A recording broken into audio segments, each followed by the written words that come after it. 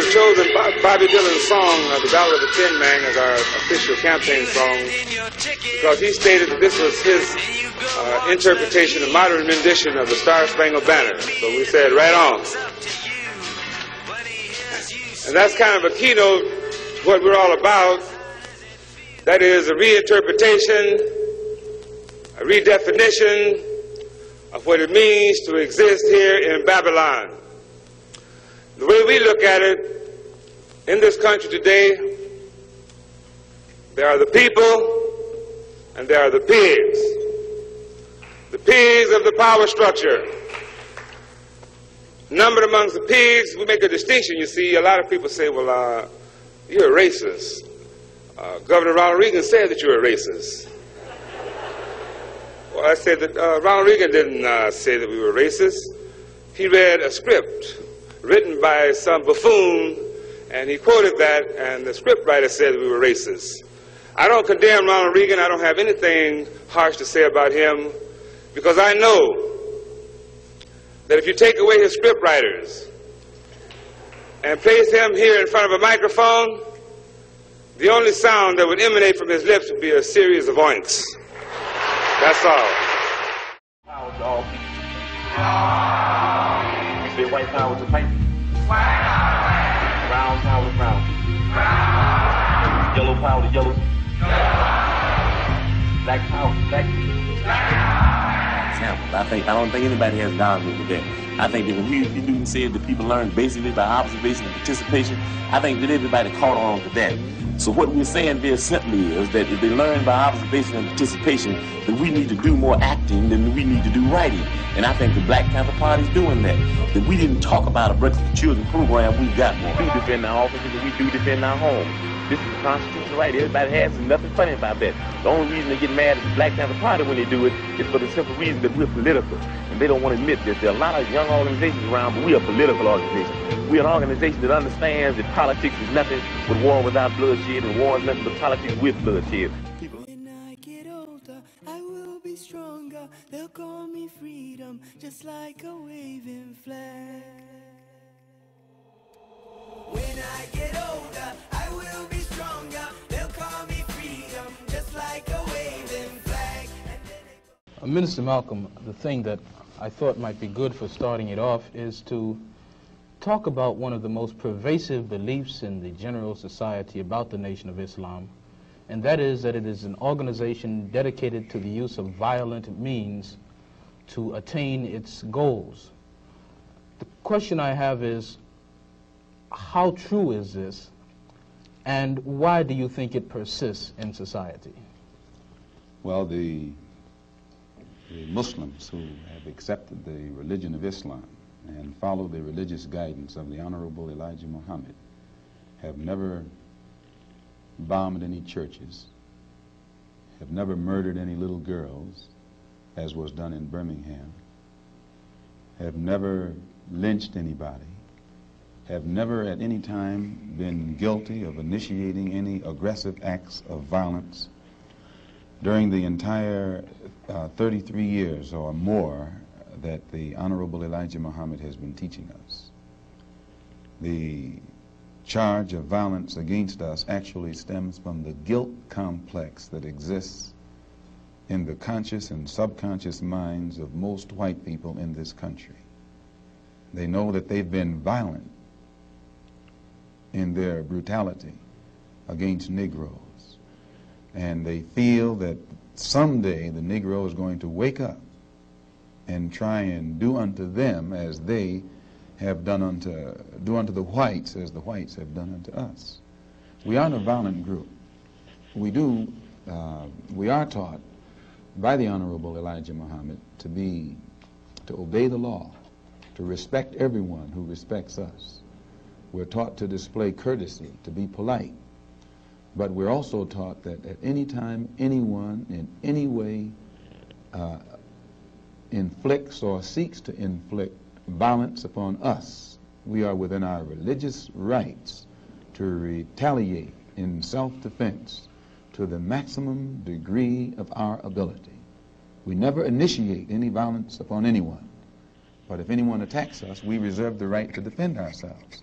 So to accuse us of being violent is like accusing a man who is being lynched, who is being hung on a tree, simply because he struggles vigorously against his lyncher. Explain to you who Brother Huey P. Newton is in his soul. I got to explain to you also your soul, your needs, your political desires and needs, because that is Huey's soul. When we first organized the Black Panther Party for Self-Defense, he would say, Bobby, he says, we're going to draw up a basic platform, just basic, that black people can read. He says, we don't want to go real elaborate with all these essays and dissertations and all this stuff, because the brother going to look at that and he can say, man, I ain't got time for that. I got to go see what I can do for myself. He said, just a basic platform that the mothers who struggle hard to raise us, that the fathers who worked hard, that the young brothers in school who come out of school semi-illiterate. You say we want freedom, we want power to determine the destiny of our black community, full employment for our people.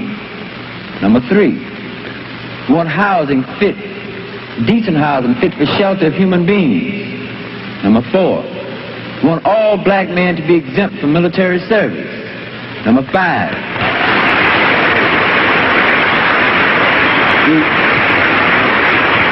we want decent education for our black people in our community that teaches us the true nature of this decadent racist society, and to teach black people and our young black brothers and sisters their place in the society, because if they don't know their place in society and in the world, they can't relate to anything else.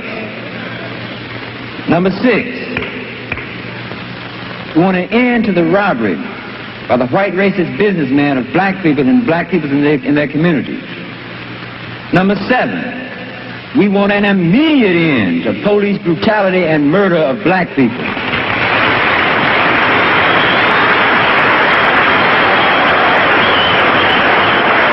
8, we want all black men held in county, state, federal jails and prisons to be released because they have not had a fair trial, because they've been tried by all white juries, and that's just like being tried in Germany being a Jew. Number 8, we want black people, number 9, when brought to trial, to be tried by members of their peers, and a peer being one who comes from the same economic, social, religious, historical, and racial background. If the United States government and the courts and the local courts did this, they would have to choose black people from the black community to sit up on the jury. They'd have to choose some of the mothers who've been working 20 years in Miss Ann's kitchen scrubbing floors like my mother done done. They have to choose some of them hard-working fathers. They have to choose some of those brothers who stand on the block out there wondering where they're going to get a gig. They're going to have to choose these black people. And number 10, he would say, let's just summarize it. We want housing, we want clothing, we want education, we want justice, and we want peace. This is a basic platform. In case you never knew it or not, of all the things that you've heard in the press, of all the derogatory statements that's been made in the press about Brother Huey P. Newton and I, of all these derogatory statements to guide you away from seeing this basic platform that Huey was talking about for his own people.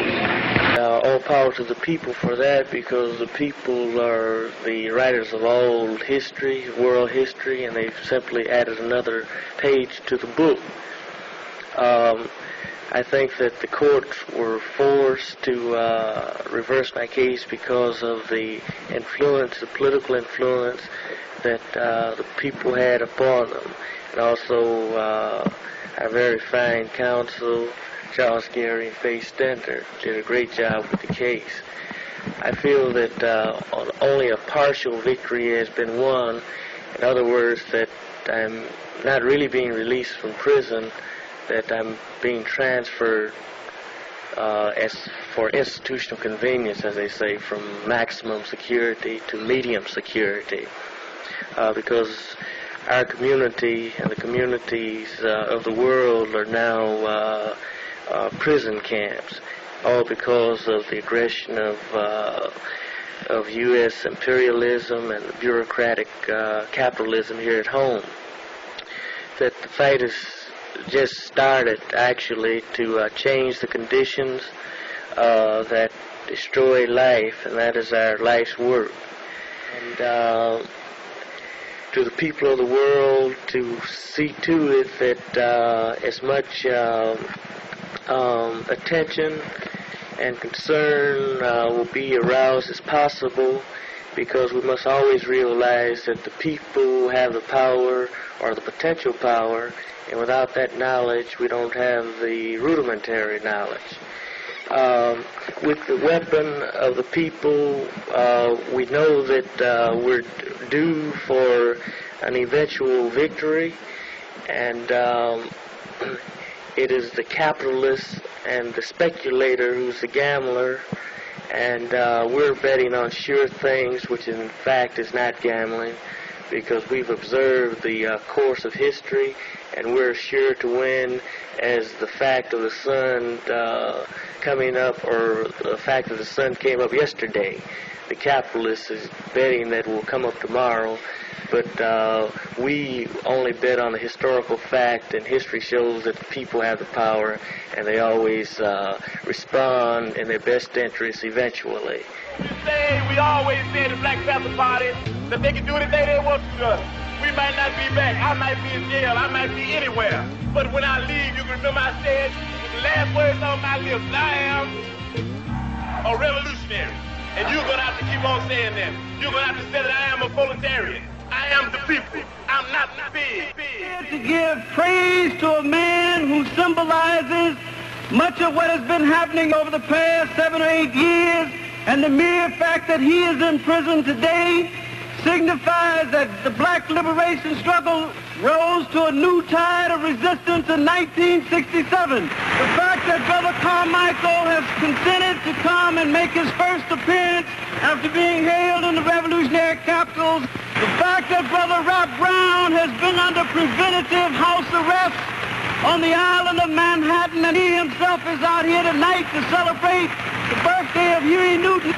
Let's give to the chairman of the Black Panther Party, Brother Seals, Minister of Information, and all these brothers that you see around here who have picked up the gun and said to the biggest cops in Oakland, no more occupation of our communities.